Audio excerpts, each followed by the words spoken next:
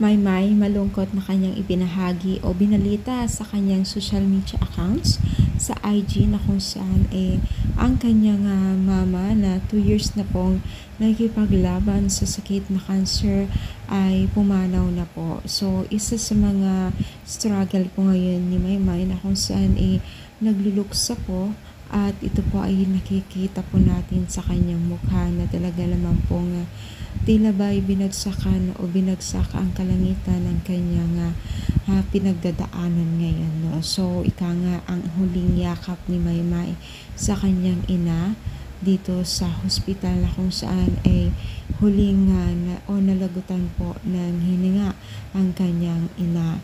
So, marami po ang mga fans po ni Maymay na nakikiramay at nalulungkot na kung saan parang ramdam talaga nila ang kalungkutan ni Maymay. So, alam niyo ba guys na marami po talagang struggle sa buhay at normal po yan. Pero syempre bilang isang taga-supporters po ni Maymay, no? So, marami po ang nalungkot at syempre naging isang mabuting ina rin po kay Maymay, kaya naman po gaano pa or kahit gaano pa sila katagal or bihira lang sila nakikita ay talagang naramdaman ni Maymay ang pagmamahal o sakripisyo ng kanyang ina na kahit magkalayo sila.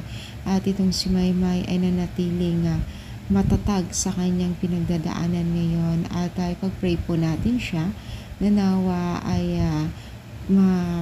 makayanan niya ang kanyang pinagdadaanan ngayon at di biro ito. So, syempre guys, share natin palagi ang ating video. And syempre, subscribe na rin po. Thank you. More power and God bless all.